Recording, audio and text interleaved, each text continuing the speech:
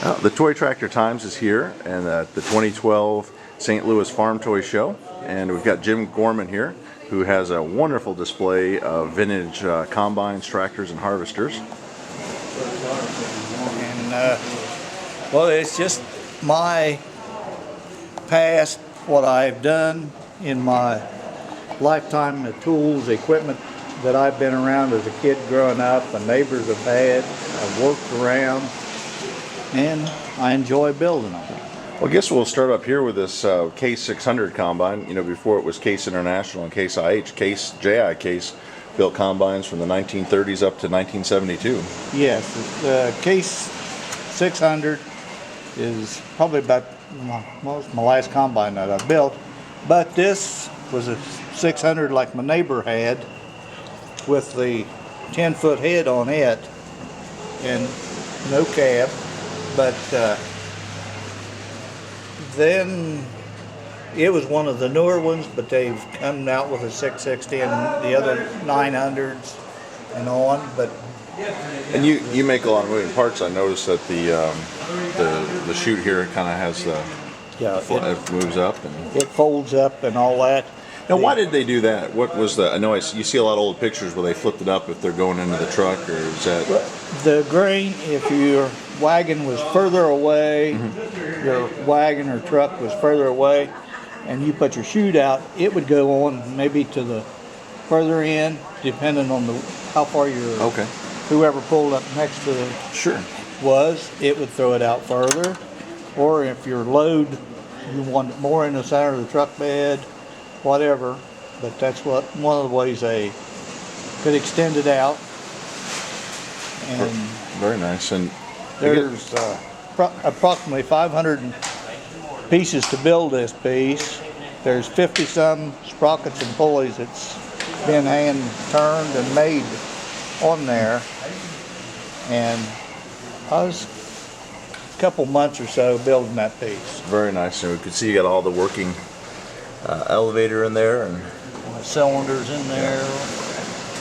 That's a great combine. And then we have kind of an older cousin of today's marriage of Case and International, and we got the SP 123 combine, which was one of the real early IH combines. This was one of the first self-propelled McCormick Deere combine that they had, which and back then you didn't even have it. They didn't have augers. It was more like kind of a gravity wagon mounted up there, and you would dump the grain out the side. Yeah, you just flip the lever and it all just run right out.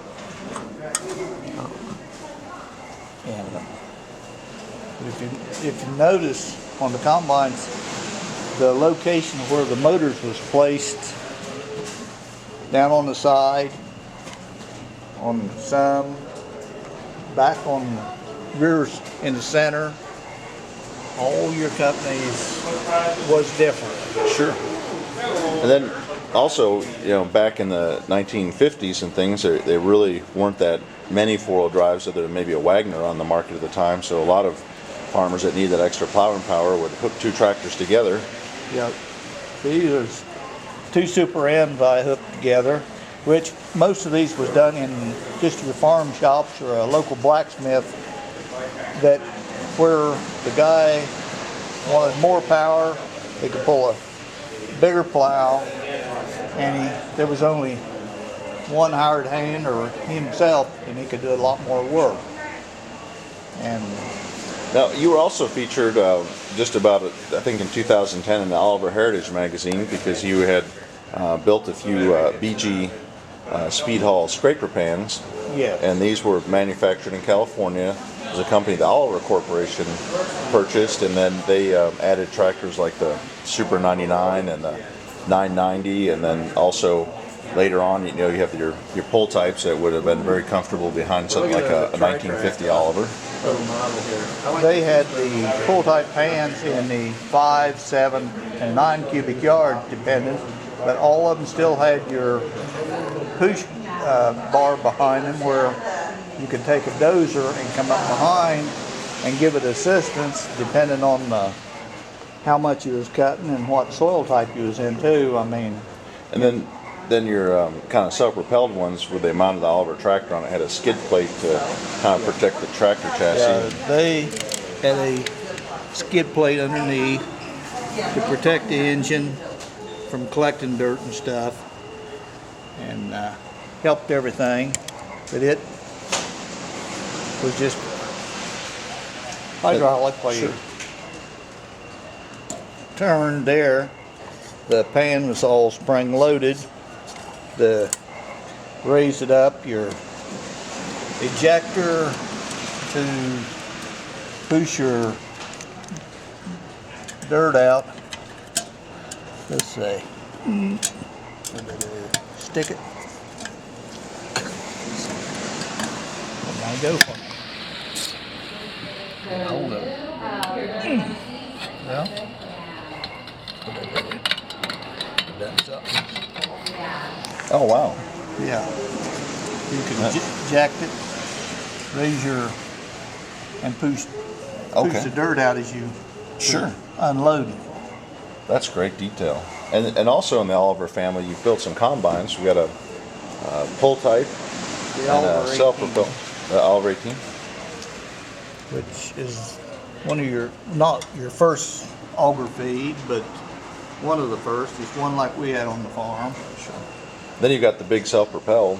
The 33, which was around the neighborhood people had, and it's one of the first self-propelled that Oliver had, and everything. So. And then looks like you got a Oliver 60T baler here that would have been good for picking up the straw.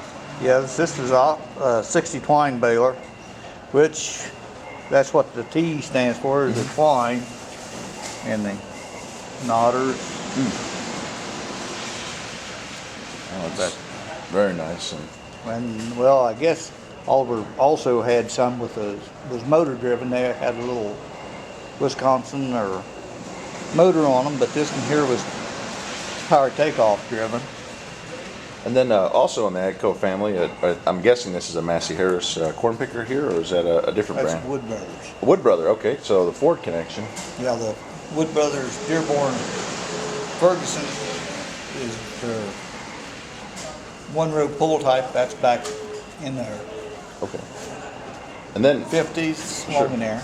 Over here, I guess we do have a Massey Harris self-propelled corn picker.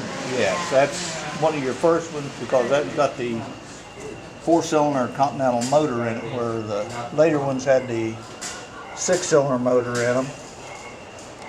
And the lift on them was like a starter motor drive. They was just a gear drive. Okay. There wasn't no hydraulic raising and lowering. Sure. Then you also have the mounted Massey Harris corn picker. Yeah, it's mounted on a 44 Massey Harris, which it raises and lowers. It's just like the real one. We've used on the farm to pick corn and everything. Some of your self-propelled or mounted pickers was a bear to put on too. Oh, it looks like a big job. And then you also have a New Holland, real early New Holland baler here. Yeah, this is the old number 77, which as a kid our one neighbor had, and he baled hay all over the neighborhood, and my buddies, we rode the wagon and stacked hay behind an old 77 growing up, so I can relate to it. Well, it certainly built the company because New Holland's built over 700,000 balers now. So, and then you also have a New Holland roll bar rake here. And this is the Model 56. It's what's called a 5-bar. There's 18 teeth on each bar, which there's 90 teeth on the hay rake, and each tooth is individually made and soldered on the bar one at a time. And it will raise and lower. You can adjust it just like the real one. And then over here we've got a couple nice looking John Deere's. This is kind of an interesting baler. It sends the bale out the out the side. This is the model John Deere 116 wire tie, which we had. It's the power takeoff driven. They had a version with the Wisconsin motor, but they was wire feed and Yeah, you can see. You got all the wires running right out there. Now, what about this this John Deere Model 101 tractor that you have here? the 101 is mostly it was an experimental that John Deere came out with.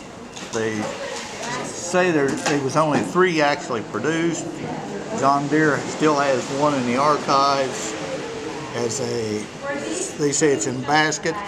But the guy in Ohio has one that he had at the John Deere Expo, and it was just completely with rare instead of. I guess it kind of looks like a mechanical horse. Well, that's why the steering was arranged with to steer it like a horse.